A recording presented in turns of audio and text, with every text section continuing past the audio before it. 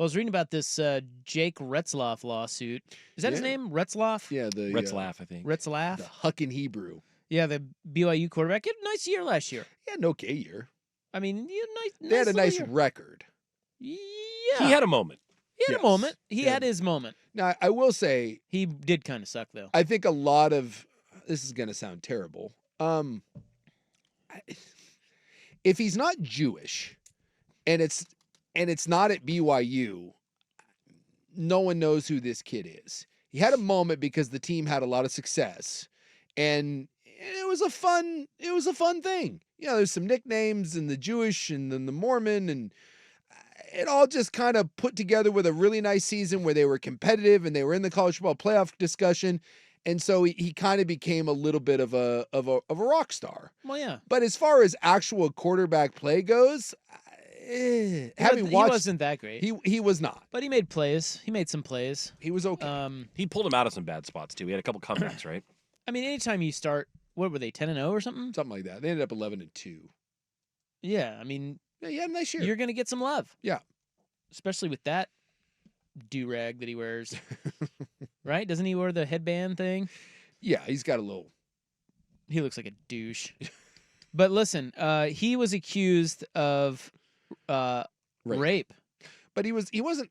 It was a civil suit. He wasn't charged with anything, and it was from a couple years ago. It was from November of 2023. A girl says that happened, sexual assault. She has since dismissed the case. Yeah. But because he came out and said, "Oh yeah, I know her, we humped." Yeah. But because he admitted that he had sex, even though the lawsuit's dropped, there's no charges or anything. Like I said, it was civil. Yeah. He still faces a 7-game ban from BYU because he did it. Yes. You're not supposed to do it. You can't do it. There is an honor code that he was aware of when he signed. And look, I can think that's stupid. Everyone can think that's stupid, but I've said this all the time. When you're an athlete at BYU, and I signed this, certainly didn't abide by it, but I knew it. And I knew that when you got caught, there were consequences. And so there is a consequence to this. It's a 7-game suspension, and he is like, no. So I don't know. He's going to transfer. He's going to transfer, but I don't know where he's going to transfer to. I mean, at this point in the process, everyone kind of has their depth chart. He's not going to be guaranteed a spot, and he's not that good of a quarterback. So it's a rough situation. Is it Ryder Lyons time at BYU? No, he's going on a mission. Oh, so won't. Who's their quarterback then? I don't know who the backup is, but yeah, he threw for 20 touchdowns and 12 picks, and he completed 58% of his passes. Well, I remember when they played Kansas. I laid my eyes on him, and boy, I thought, God, he's overrated. He is. So, you know, for BYU fan, there are people that are freaking out like, oh, BYU lost their quarterback. I don't know who the backup is, and you always want a guy with returning credentials. But you didn't lose a Heisman Trophy winning kid here. And, of course, now BYU fan, and it's just the internet in general, a lot of people are going down some conspiracy theories that this whole thing was a setup. Well, wait a minute. It's actually kind of genius if you think about it. So some girl humps him. Yeah. Which everybody knows you can't do. No. And then you file a frivolous lawsuit. Yeah. You yank the lawsuit back. You get him. That gets him to say, whoa, whoa, whoa. Yes, we had sex, but nothing else. It was consensual. Pull the lawsuit and he's gone. Pull the lawsuit, but you've now got him to admit that he had sex, and boom, he's out. Yeah. So maybe that's their way of getting their NIL money back. Well, and there's people. There's people that are pointing out, and again, there's so many rumors. There's just a lot of conspiracy. Some involving the University of Utah. Other people saying that it was a cheap money grab, and it wasn't until he kind of became famous and made money that this was at. And there's just a lot of stuff going on, and I don't know.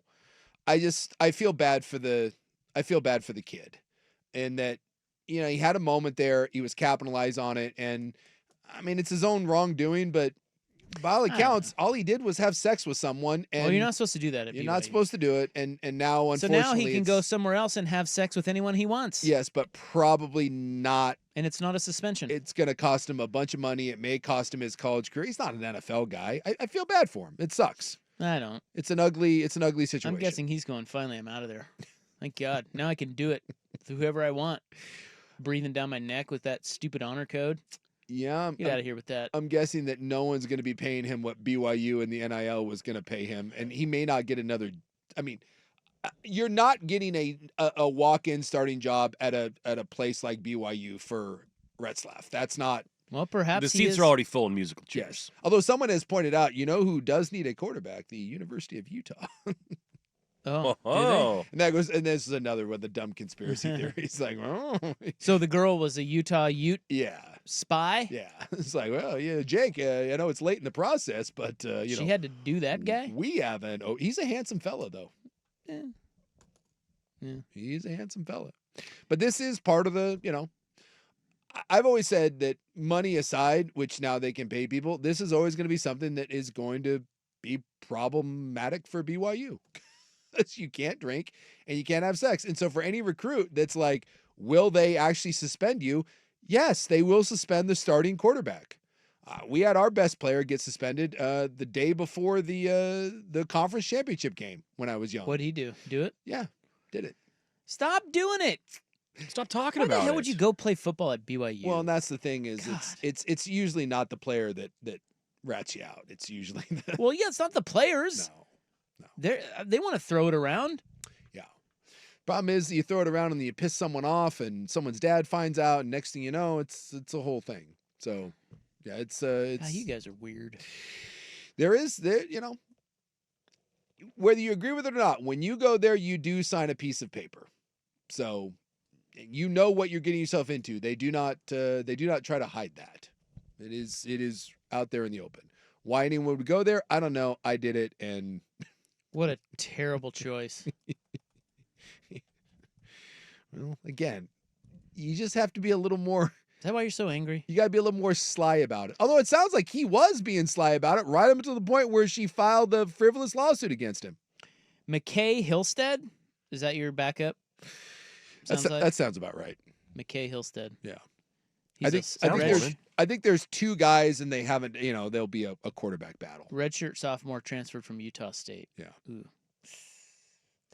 It's not great, Bob. Trayson Bourget. Boy, the fact that his name is Trayson sounds so BYU-esque. He is from Tucson. Oh. Transferred in from Western Michigan. He is also a BYU quarterback. Come on down.